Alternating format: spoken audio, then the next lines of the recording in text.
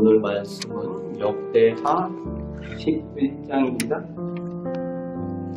솔로몬이 죽고 그의 아들 르호보암이 왕이 되었을 때 이스라엘 백성들이 여로보암을 대표로 해서 와서 요청을 한 것을 이 르호보암이 포악한 말로 거절을 했습니다. 그러자 이스라엘 백성들이 유다와 베냐민 지파 외에는 반역을 하고 돌아서게 되는데, 쳐서 회복하기 위해 오늘 본문에 르호보암이 18만 명의 군대를 일으켜 싸우려고 합니다. 하지만 하나님께서 선지자 스마야를 통해서 말씀을 전하게 하는데 4절 말씀에 형제들과 싸우지 말라고 명령을 합니다.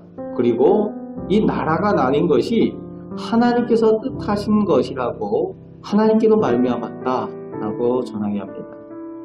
여기서 생각하게 되는 것이 좋아 보이든 나빠 보이든 선해 보이든 악해 보이든 모든 역사 가운데는 하나님께서 계시다는 거예요. 하나님께서 악한 것에 대해서도 용인을 하실 때가 있으시고, 악한 이들을 용인하시고 또 그들을 사용하셔서 크고 먼 그 역사를 위해서 잠깐 사용하시기도 하시는 것을 하나님께서 뜻하시기도 하신다는 겁니다. 그런 예를 들자면은 이스라엘 백성들이 범죄하였을 때에 하나님을 믿지 않는 아수르나 바벨론을 통해서 그 채찍을 사용하시는, 사사시대 때도 마찬가지죠. 이스라엘 백성들이 우상을 섬기고 범죄할 때에 하나님을 믿지 않는 악한 이방인들을 통해서 그들을 채찍질하시는 그런 일들이 하나님의 역사 가운데 있게 되어진다는 거죠. 또 예수님을 팔아먹게 되는 그 유다의 그 하는 일들에 대해서도 사단이 유다를 사용하지만 하나님께서 그것을 용인하시기도 하셨다는 겁니다. 오늘 하나님께서 이스라엘 백성들을 이렇게 나누게 하신 것이 실제로는 솔로몬이 타락함으로 인해서 하나님께서 이 나라를 찢으시겠다, 나누시겠다라고 이미 예정하신 바를 이루고 계신 거죠. 그것에 대해서 말씀하여 주고 있는 겁니다. 그럼에도 불구하고 하나님께서는 어떠한 이유에서든지 형제간의 친족 간에 싸움하고 전쟁하는 것을 기뻐하지 않으십니다. 피 흘리시는 것을 기뻐하지 않으시죠. 그래서 하나님께서 그것을 막으시고 계신 겁니다. 오늘 우리도 믿음 안에서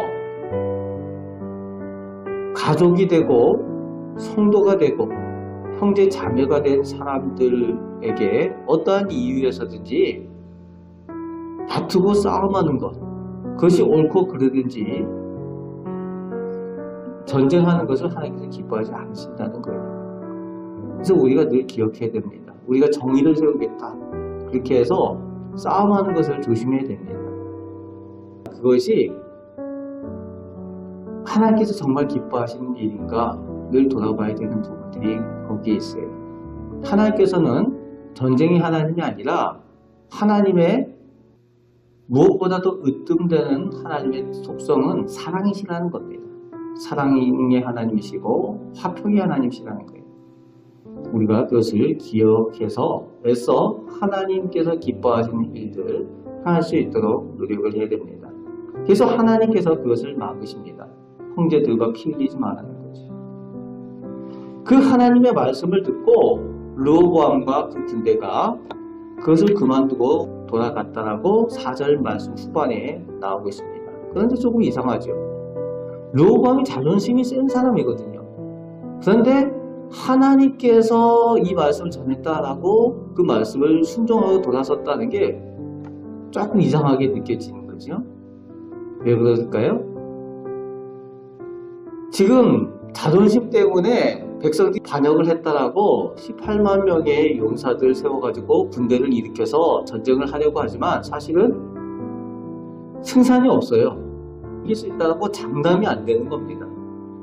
이스라엘 백성들이 10지파랑 싸워야 되는데 그 10지파에도 싸움 잘하는 용사들이 많거든요. 거기다가 18만 명이라고 되어져 있는데 나머지 10지파에서는 90만 이상이 나올 거거든요. 그러니까 싸워도 승산이 없는 거예요. 장담을 못하는 겁니다. 그런데 하나님의 말씀이 하지 마라. 그러니까 자존심이 센 르호보암이 그게 합당한 핑계가 되는 거예요. 하나님께서 말리셨다. 그렇게 말씀하셨다. 그래서 원래는 잘 듣지 않는 사람이 그것도 잘 들어요. 그래서 이제 싸움을 그만두게 되는 겁니다.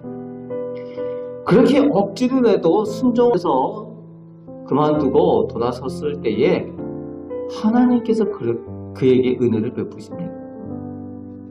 그런데 비극이 있죠.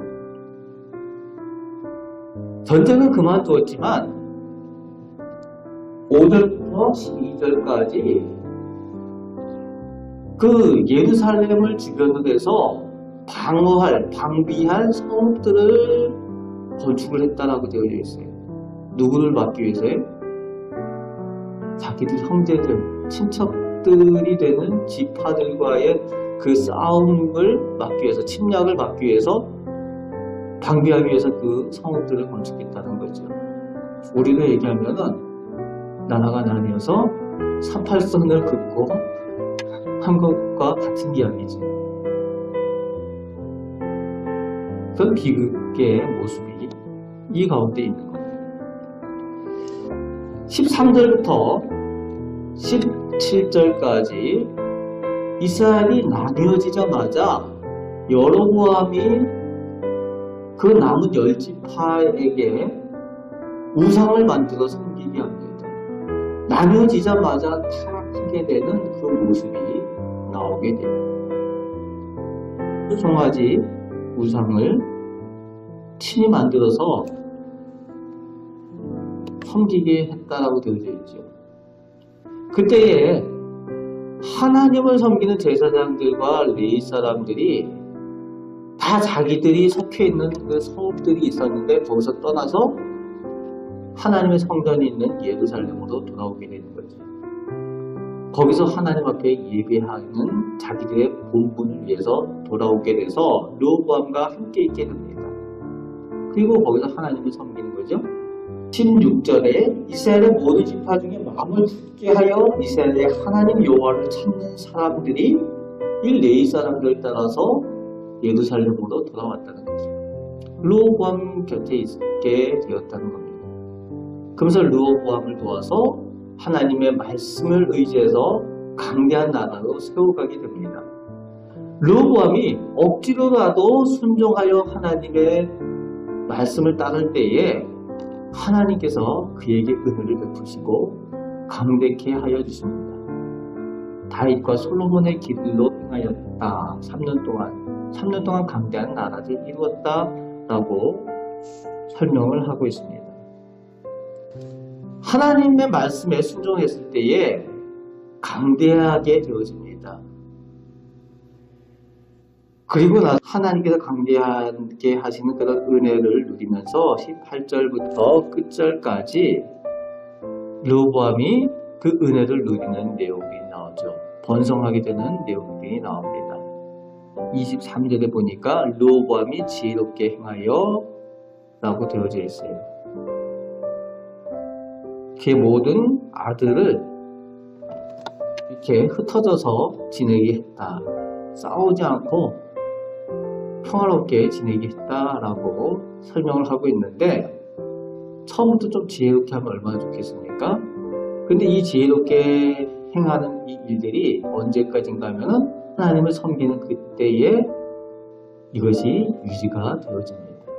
그러면서 이제 내일 이 반전의 이야기가 나옵니다. 오늘 본문을 통해서 우리가 기억해야 되는 것은 하나님께서 모든 역사 가운데에 우리의 모든 삶 가운데에 주장하여 주고 계심을, 그리고 그것을 믿고 우리가 하나님의 말씀에 늘 순종하는 일에 열심을 내고 또 하나님을 기뻐하시는 일, 사랑하고 하나님의 말씀에 따라 살아가는 일에 최선을 다해야 된다라는 것을 우리에게 알려주십니다. 하나님의 말씀에 우리가 힘들어도 순종할 때에 하나님께서 우리를 선한 길로 인도하여 주시고 은혜 베푸신다라는 것을 오늘 말씀을 통해서 우리가 듣게 됩니다. 이 말씀을 가지고 오늘도 순종하며 하나님의 역사 가운데, 선하신 역사 가운데 동참하며 살아가시는 우리 복된 성도들 되시기를 주님의 말씀으로 축복합니다. 아멘. 기도하겠습니다. 하나님 영광 받으시옵소서. 오늘 하루의 삶을 통하여 저희들이 하나님 앞에 더욱 가까이 나아가길 원합니다. 오늘 하루 사는 동안 저희의 모든 모습들이 하나님의 말씀에 순종하는 모습이 되길 원합니다. 아버지 하나님, 저희들 생각이 우선이 되지 않게 알려주시고 하나님께서 기뻐하시는 것이 하나님의 말씀이 우선이 되는 저희들 되게 하여 주옵소서. 하나님께 영광 돌리는 저희들 삶, 저희 가정, 저희 자녀들 다 되게 하시고 그 가운데 하나님께서 예비하신 복을 다 받아 누리는 성도들 다 되게 하여 주옵소서. 오늘도 선하게 인도하여 주심을 감사드립니다. 예수 그리스도의 이름으로 기도합니다. 아멘.